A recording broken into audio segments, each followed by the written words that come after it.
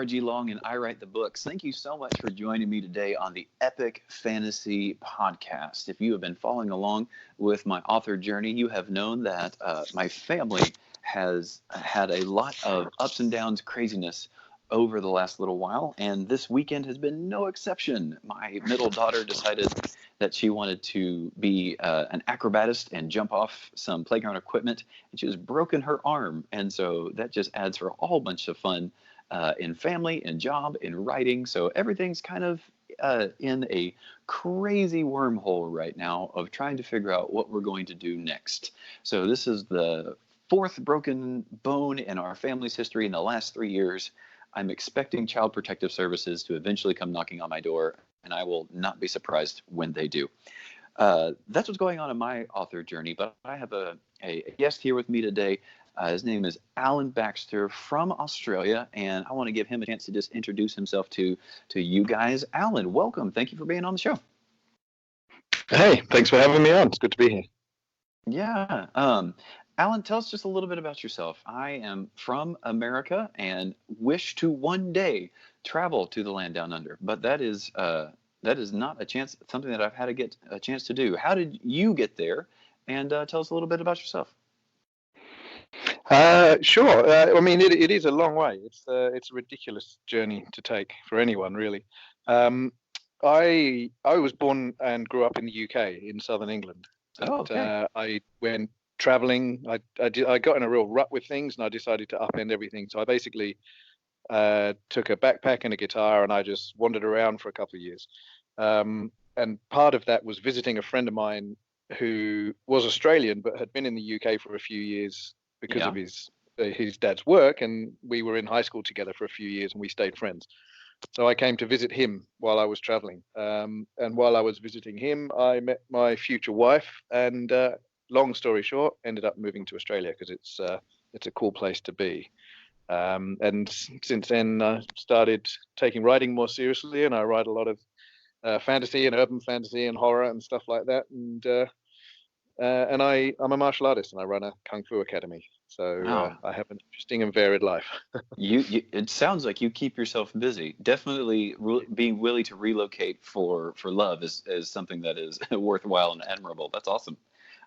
Is your wife from Yeah, well, Australia? it was a choice of staying in England or coming here, and given that choice, I was happy to come here. No, 100%. Is your wife native to Australia? Is it her home? Well, she was actually born in Poland, but they escaped Poland as refugees when she was only 3, and so she's been in Australia since she was 4. So she's got a very Polish family, but herself, she remembers very little of Poland, so she's pretty much sort of Australian by now. Having said that, I've been here more than 20 years now as well. So would you on your Amazon author page, you call yourself British Australian? How much British do you still claim? Well, it's interesting. It came up recently that I'm not far off, sort of half and half with my life, and I wonder if once I've been in Australia longer than I was in England, do I then have to call myself Australian British? I'm not sure. Oh. So I think sort of where you're born and grew up is always a very integral part of who you are. So I'm very much Australian now. I'm a citizen. I've been here more than 2 decades, but I am also very much British in my upbringing and my formative years. So I don't think that'll change. No, I think what you say is true. Who you are in your formative years remains with you for a long time. I gotta say, every time I talk to an author outside of the United States, they always sound so much more well-traveled than I am. I have just lived in the United States my whole life. I've lived in a few, Alabama, Tennessee, Texas, but nothing like a journey from the UK to the other side of the world down to Australia. So, man, that's fascinating. You say you run a martial arts. Same in Australia too. Yeah. Sorry, I was say the same in Australia too. A lot of Australians are not especially well travelled, but yeah, I think more and more people are taking travel these days. I think it's a good thing. It's very healthy. No, I would love to travel more. You say that you are a martial arts expert, and what type of program do you run, or facility do you run again? Well, I've studied a lot of different arts over the years, but in my sort of mid-teens, I gravitated towards Kung Fu, Chinese Kung Fu. Yeah. And then in early 20s, I focused on a particular style called Chole Fat Kung Fu, which I've practiced ever since. And now I run I'm still part of the Chole Fat International Federation, and I run my own school down here in the country where I live. Oh, wow. I mean, that's a really, really fascinating. Awesome. Okay, so we're gonna pivot into writing in just in a minute, but do you find yourself being more acutely aware of your fight scenes whenever you write them? Like, oh, another person would never do this. That's ridiculous. I Yeah. myself am very green when it comes to being in actual fights or or knowing what I'm doing. So I'm more imagining things, whereas you've got real experience. Yeah, that's right. It is something I recognize badly written fight scenes, and they can really pull me out of books. But it's Oh just one man. of those things. People know what they know, and they don't know what they don't know. So I've ended up running a number of workshops on the subject, helping people to write better fight scenes. And I've written a short ebook as well called "Write the Fight Right," Hey. which is about that because I've got the sort of experience to draw on. So hopefully it helps people develop better fight scenes in their writing, because they can be some of the best parts of a lot of books, but they can also let books down. No, 100%. And so let me go and read your ebook and uh, do some soul searching before I let you critique my fight scenes in my book. Alan, what got you into writing at first? What was your inspiration to start writing fiction? It's a funny thing. I'm not really sure. I've always been an absolutely voracious reader, and I've always been drawn a lot to fantasy and dark fiction and horror. But I did in my teens, I did a lot of role-playing games. Yeah. And I would always want to be the games master and not a player, because that way I got to sort of tell a story and dictate the story. Um, and I think it was a development from that made me think, you know what, I should actually try and take this more seriously and actually write things, because I've always got 2 or 3 books on the go. It seemed sensible to actually have a go at writing one. So I think I kind of segued from gaming into writing. No, I think that's a very natural progression because when you are gaming like that, you are the storyteller. And so That's it. you just put that on paper and there you go.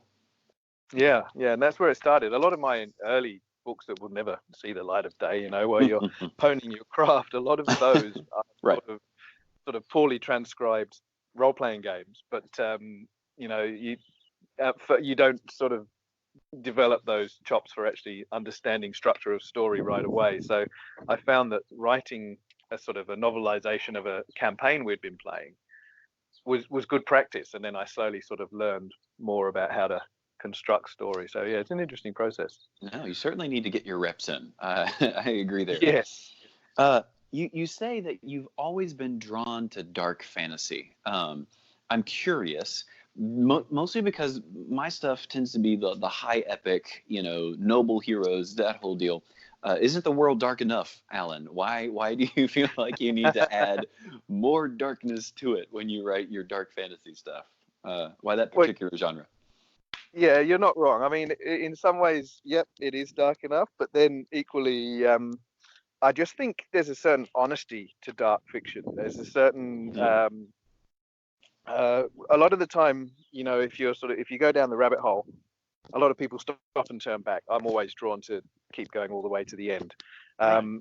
And even when I sort of try to write things that are lighter and not so dark, they always end up just veering sort of into that dark territory again. It just seems to be my natural progression. And so, yeah, I can't really answer why, other than it's just sort of what I'm drawn to, and I feel like there's an honesty in that when I'm writing that. So No, yeah, I won't argue that. And I love when an author writes what they love to write.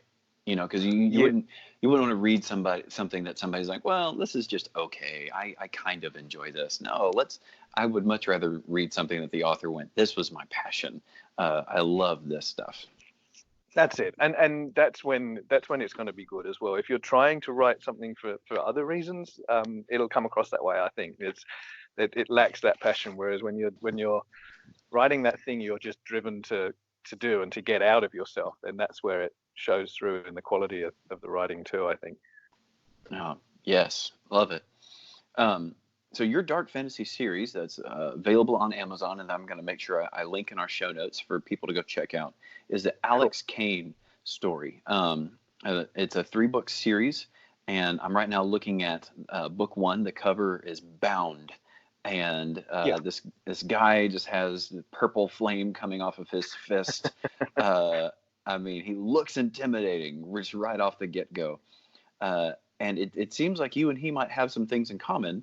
It says Alex Kane is a martial artist fighting in illegal cage matches. His powerful secret weapon is an unnatural vision that allows him to see his opponent's moves before they know their intentions themselves. I don't know how much of that you can relate to your own self. I won't ask you how many illegal cage matches you've been in. What was the inspiration in writing this particular series? Why the Alex Kane series? It's an interesting genesis, to be honest. I'd written some stuff before, and I got a lot of people saying that I wrote good fight scenes, and I should write more. And so I thought, well, maybe I should actually write something with a character who is first and foremost a martial artist, rather than characters who can fight or whatever. Write a story about a martial artist. And I'd had in mind for a long time a sort of a series that basically takes those epic fantasy tropes of searching for the thing and traveling great distances and all those great things about epic fantasy, right, but set in our world and our time, in this kind of secret underworld of magic and monsters and all that sort of stuff. And I realized that this character of Alex Kane, who's happily he's got this sort of mild magic to him that he doesn't really recognize, but it makes him even better in the ring than simply his extensive training.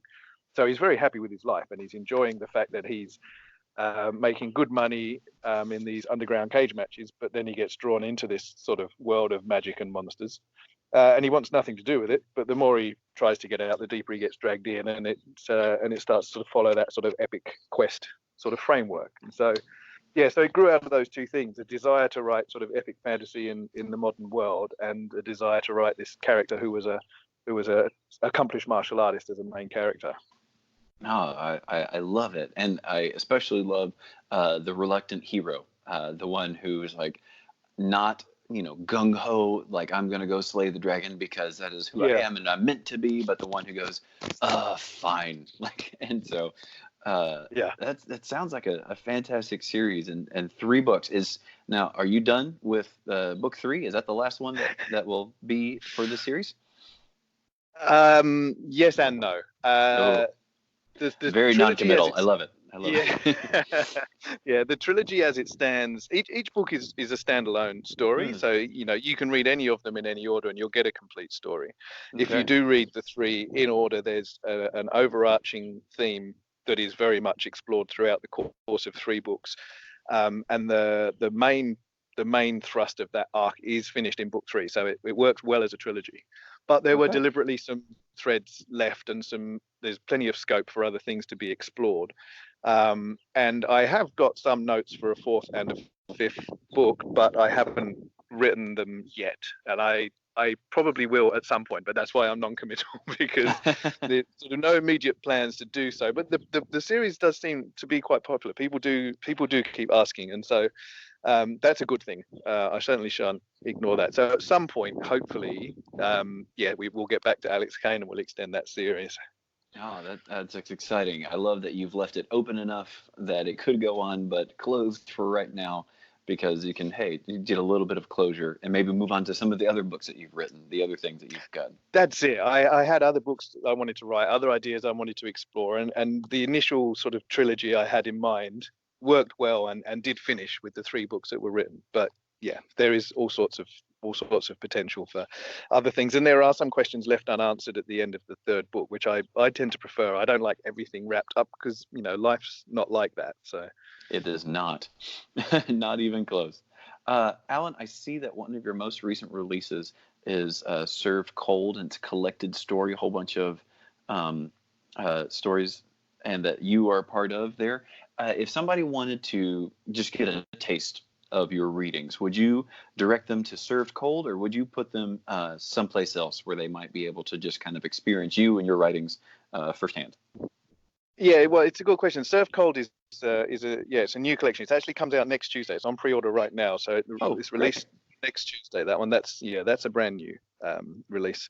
And I've got a previous short story collection called Crowshine as well. So that's definitely a good way to get a taste of what I do, because short fiction is it's small commitment kind of thing. But then my short stories are also a slightly different sort of vibe to the longer stuff that I write. But I do also have a couple of standalone novels, one called Hidden City and one called Devouring Dark. And those are both sort of dark urban fantasies, but they're very much standalone novels. So that's another way to get a taste without committing to a series like 3 books, like the Alex Kane series. Okay, that's awesome, man. I'll make sure that I have those links down in the bottom of the show notes so people can go and check those out if they want to see. Do you have a website, or is there a social media platform that you are particularly active on where people could get a hold of you if they wanted to? Absolutely. I do have a website. Everything's on there. You can find that. You can look up just warriorscribe.com, just warriorscribe as one word.com. That'll tell you. You can find out all about all my books and all my different social media and everything on there. So that's the sort of central hub that's easy to learn everything. But I do spend far too much time on Twitter. So you can find me there at Alan Baxter, AlanBaxter. That's I really enjoy Twitter. I love the sort of interaction on there. And I normally mucking around on there when I should be writing, but that's always an easy place to find me. Well, excellent. Alan, thank you so much for sharing your inspiration and why you've written, a little bit of your journey, and some books that we could dive into. Really appreciate you giving me some time today, and man, best of luck with what you're writing, and maybe even finishing up the Alex Kane series with a book 4 and 5 later. Thank you so much, man. No worries. Thanks for having me. It's been fun. All right. Hey, listeners, thank you so much for listening and diving in. I hope that you continue to come back next week as we continue to hear what other epic fantasy authors are writing and about. Appreciate you guys listening for so much. Do me a great favor, like and review the podcast. Share it with somebody, tell it about it, so that we can get the word out about the Epic Fantasy Podcast. Thank you so much for listening, and as always, enjoy the journey.